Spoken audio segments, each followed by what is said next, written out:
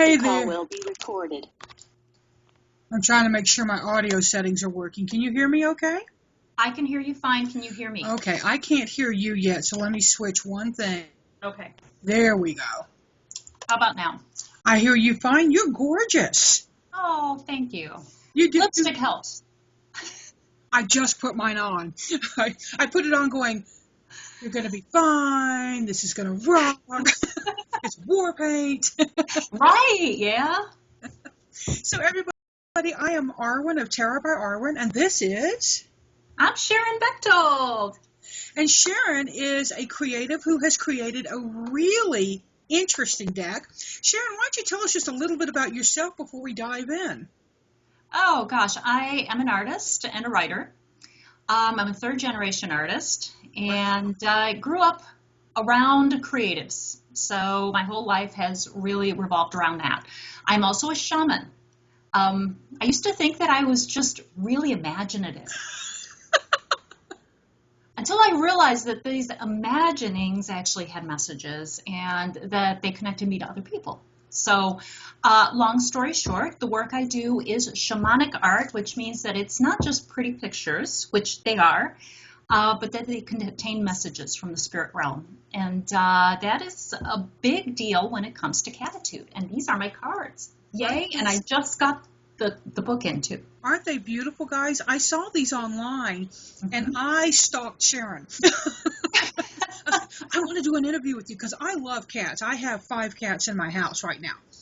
We had 6, but one had to go find a solo home because he came from a solo home and after 6 months was still saying, no, do not like cats. Like dogs, do not like cats. Oh. So we listened to him, found him a home. He's got a 90-pound Rottweiler mix that if he turns around and lifts one paw a half inch, the dog goes and backs up. Smart dog. Well, he's a 15-pound Maine Coon mix, so he's got a little weight to it. Now, what about you?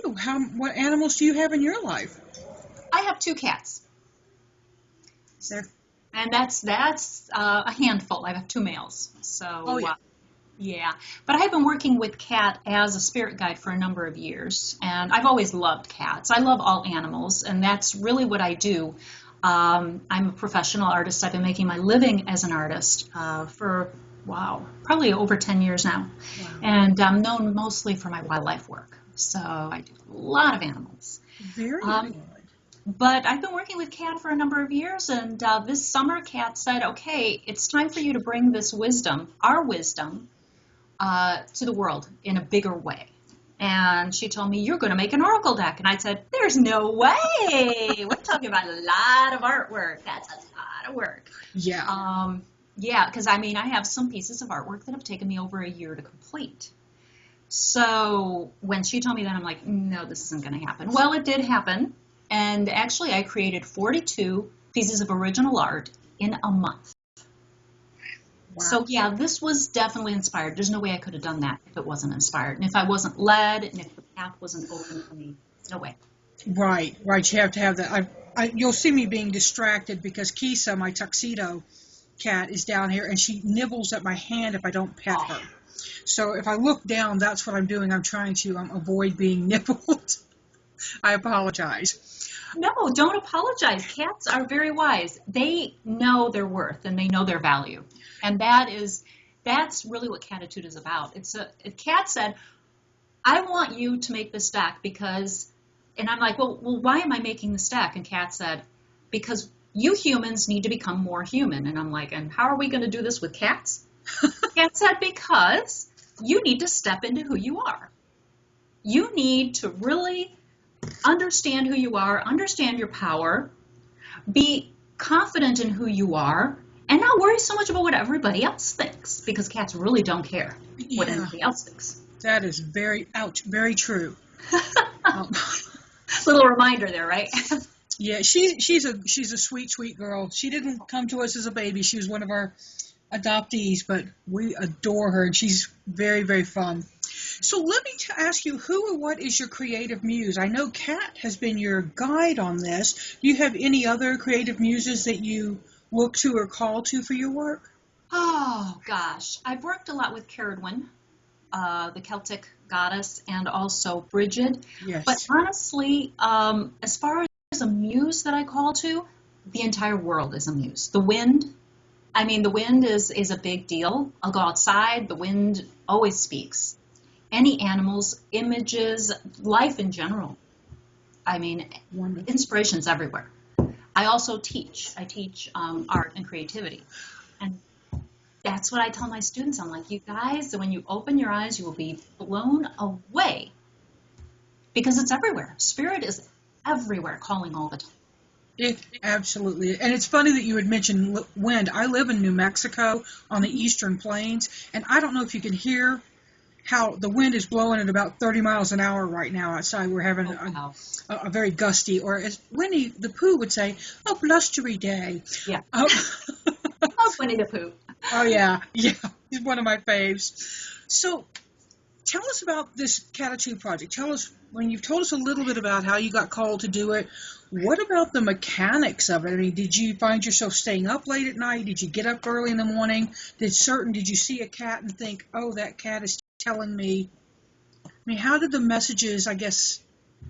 It was interesting because once I finally got out of my own way and stopped trying to engineer it, which, you know, I've been teaching for many, many years. I started teaching in 1987. And I tell my students that. I still have to tell myself that. Get out of your own way. So it was very interesting because I'm like, oh, okay, this is a really big project. How the heck am I supposed to do it? And Kat's like, chill out. I'm going to show you. Look, kitty. Yes.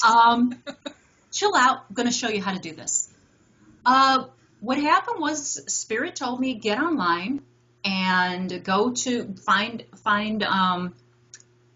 stock photos and go through them. I went through approximately 45,000 stock photos. Wow. And there were some that Spirit would say, this one, this one, this one. They were not photos that I normally would have used, a lot of them, because there was like one with a cat and a litter box. I'm like, really? You know, these are not pictures that you would expect to see, like selling cat food or something, you know, glamorous. Yeah. These are cat pictures. Let's see if I can find a few of them. Here's one. Looking These for truth. are, you know, here's another one. Oh, yeah. You know, these are cat pictures that show people who know cats know these cat-isms. Oh, yeah. There's one that actually, this is the one that I pulled today. This is the hacking up the hairball card. You know, and when I saw these, I'm like, oh, come on, Spirit, really? You know, I'm going to do artwork on these things? And Spirit's like, yes, because there's wisdom in every part of this. This is not a regular, there's a lot of cat oracle decks, and they are awesome and they're wonderful. But Kat said, this is different. This is not just an oracle deck. This is a communication with a spirit guide. Mm-hmm. And these are openings. These are doorways. These are portals. So people can connect, and especially cat people, because cat people already have that connection. So when you put all of that together, it is really an open door. So I saw these images, and then Spirit said, you need to buy the rights to use them as references. So I purchased the rights to use them as references. Now, they're not exactly the same. I have used, obviously, because this cat did not have pink hair. They were drawn intuitively. There are changes that have been made to them. But if it wasn't for those references, there's no way I could have gotten this done. I love the hairball because I immediately thought, stop and think about what you're putting in, get rid of what's not working for you.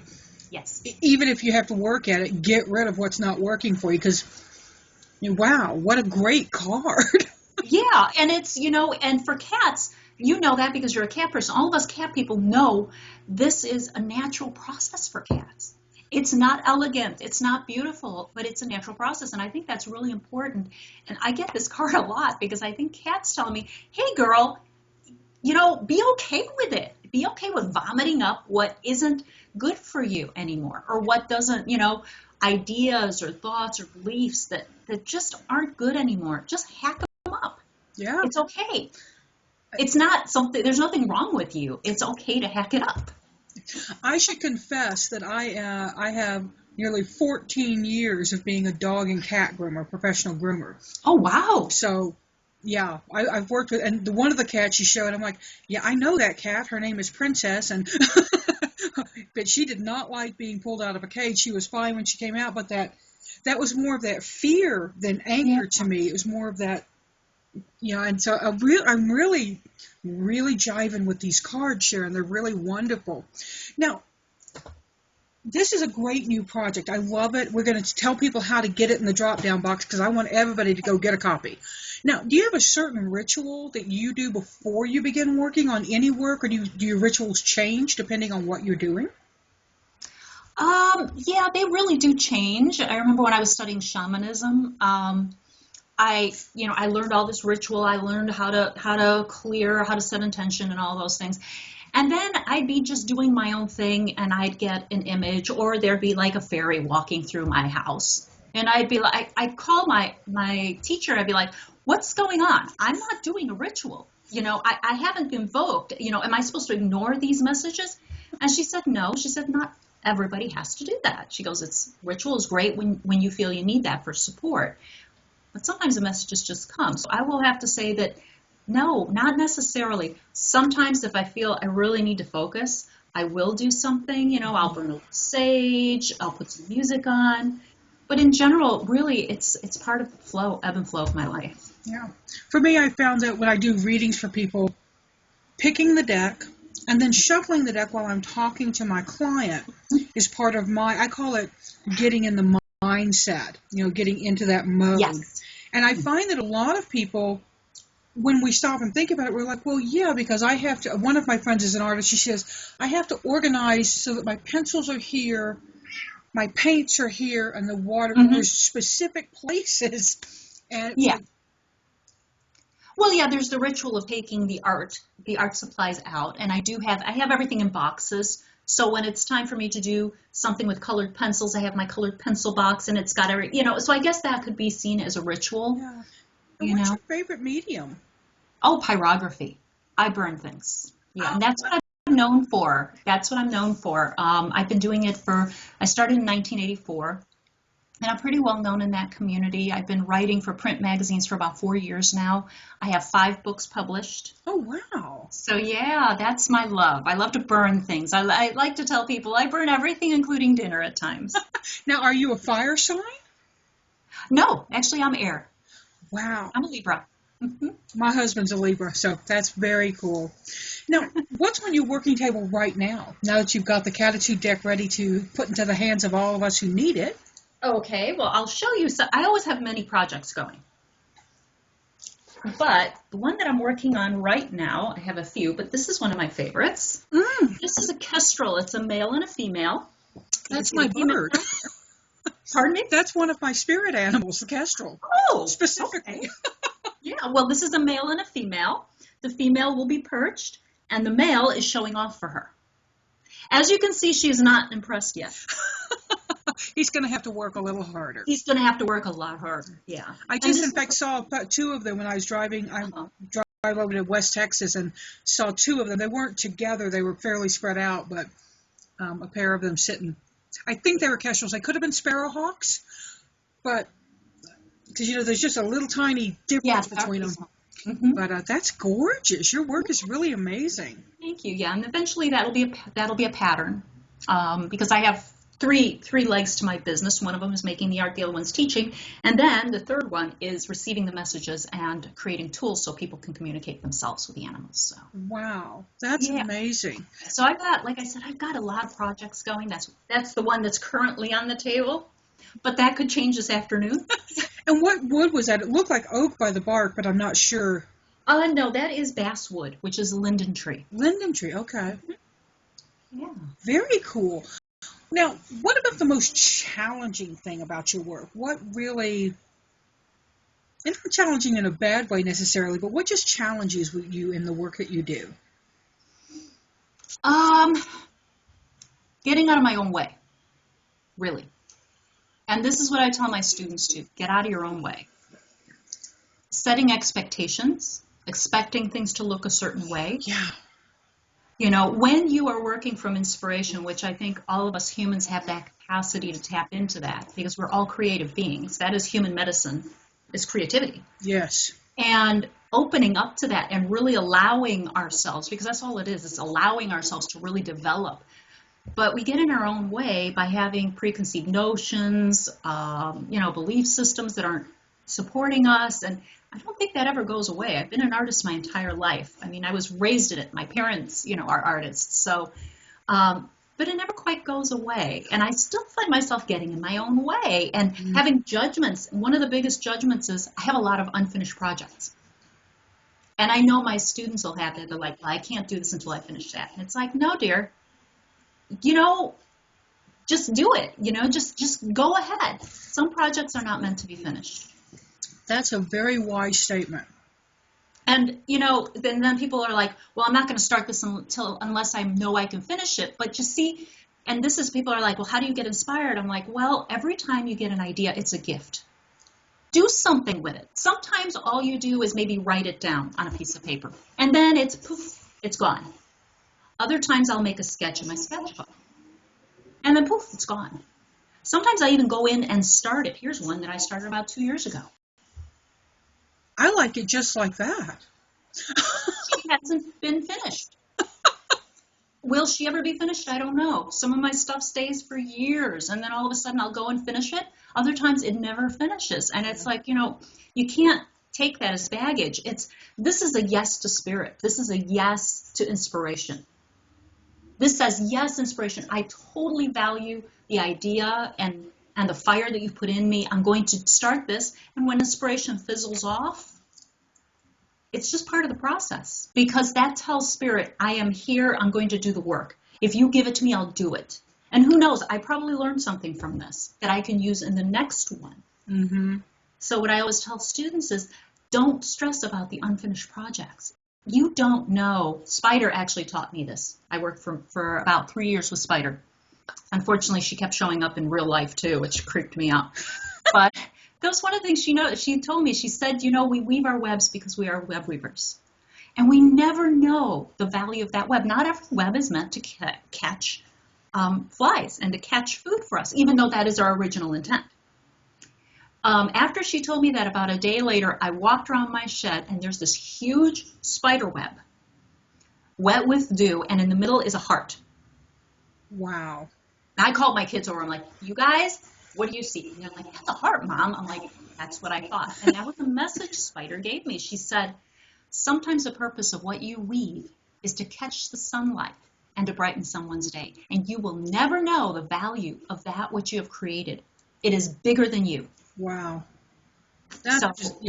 Yeah, part of it is releasing the expectation that I started this, I must finish it. Releasing the expectation of this is what it's supposed to look like. Mm-hmm. This is what I have to do. And that's Cattitude. Yeah. And that's Cattitude. It is, because cats, I don't think they have a conception or a preconceived notion of what they're going to do each day when they get up. They don't have a to-do list. Mm-hmm. They live their life. They bring joy if they feel like it. They hide if they feel it. They just do what's best for them. That is their goal. Exactly. They understand at a level that we don't. We put filters in front of ourselves. We say, well, I feel like this, and therefore my day must look like that. But the reality is, keep in connection with who you are inside. The scenery changes. Yeah. Perfect. And perfect, right? Perfect. Yeah. I hope you were listening to this. Back up and listen to that part again.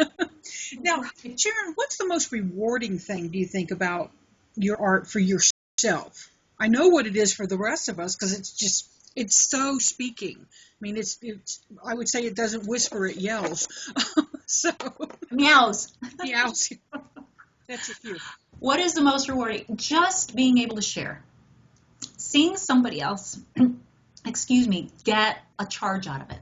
Being able to inspire someone, whether it's connecting with Kat with the cards, mm-hmm. Somebody who is creating a piece of artwork for the first time, or someone who purchases a piece of art, and then I've had people come back to me at shows that I do years later and tell me, I see that bear every day, and it always makes me feel wonderful. Having the art touch someone else, because honestly, people will ask me, how can you get rid of this beautiful artwork? And I'm like, because for me, it's the process. When I'm done with this, it can go. I've gotten everything, my benefits already done. Yeah. The money I make off of this, even though it's really important, is residual income for me. My payment has been in the process. So Yeah. for me, it's the process, is being able to take the skills I've developed through the years and to create something of beauty. This video is. I got cat hair in my mouth. I don't know how that happens. I'm lucky to not have cat hair in my mouth. So, before we do the last question, would you mind just randomly pulling a card for me for today? Sure. Let's see.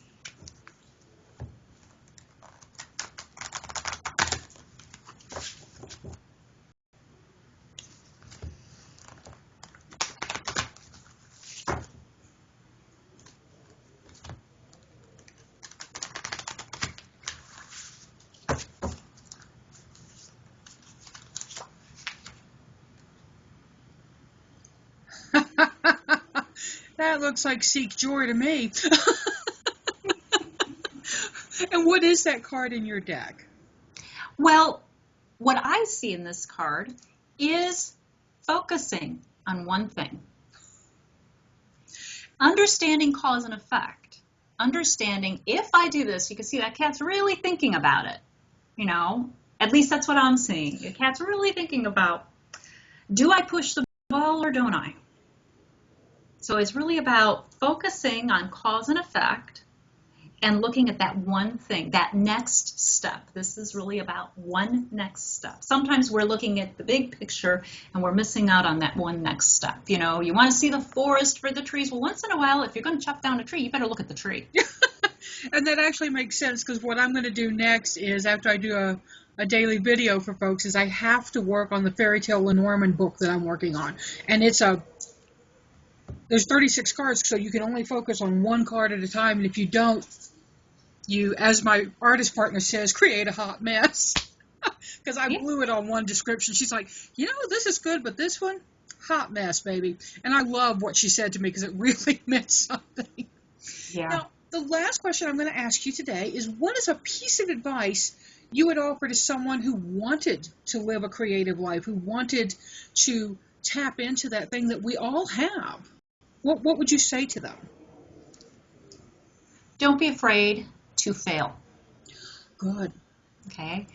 I went from being an oil painter to a watercolorist. No one in my family does watercolors. So when I went to a teacher, this is known in art circles, that you have the oil painters here, you have the watercolorists here, and never the twain shall meet, because they're completely opposite ways of working. So I went to a watercolorist I really admired. He was teaching, and I asked him, I said, what would it take? I know it's really hard to make that jump. What would it take for me to learn to be an exceptional watercolorist? And he said, be willing to throw away 100 sheets of watercolor paper. Now, at $8 a sheet, that's a lot of paper. Yeah. He said, you're going to ruin it. And it's very difficult when you're really good at one thing to try something else and be really bad at it. But what he told me is that that's just what it's going to take. He goes, if you're willing to do that, I can teach you. He said, if you're not willing to do that, don't waste your time. Wow. So I would say, if you're looking to live a creative life, don't be afraid to mess it up. Don't be afraid to screw it up. I can't tell you how many tips and how many tricks I have learned by screwing up. Bob Ross used to say they were happy accidents. I remember him. Loved watching him. Yes. And I love that about him, because he's right. Now, of course, it doesn't happen instantaneously. It's not like you screw up and you're like, oh, how wonderful, You just kind of file it away after you're done swearing a few words, and you move on. So don't be afraid. And also be very selective who you show your work to. Because being creative and creating something from your heart is a very personal thing. Yeah. And just like I liken this to a seed beneath the ground. You don't bring it out into the light until it's ready. And I do tell this to my students, they immediately want, I want you to critique it. And it's like, not yet. You're not ready for that. You need to stand firm and be glad with what you have. Yeah. Then you're ready to get the feedback from the outside world. If you get it too soon, it's like pulling that seed out from the ground and allowing the sun to shine on it and shriveling it up. That's what happens when when you judge things prematurely. You have to allow them to gestate and to begin to show form, and understand that some things are never going to break ground. Yeah, and They will fizzle and die before they're ready. that's an amazing analogy, because any gardener knows that if you're growing seeds indoors, you harden them before you ever put them out in the ground for real. So that's excellent. Sharon, thank you so very, very much. Now, I'm going to put your links and that down below, but go ahead and tell people how they can go online and find you. You just go to my page, which is www.cattitude.me. That's CATTITUDE.me. Perfect. And I will put that down in the link, so those of you who just want to click and go can click and go. But thank you very much for joining me and taking time out of your busy day to let me tell people about this amazing deck. I hope that Cattitude has a perfect reception in the world. We know it won't, but we can always hope. Yes. Thank you very much, Arwen. I appreciate it. Thank you. Seek joy, Sharon. Have a great day. Bye-bye. You too.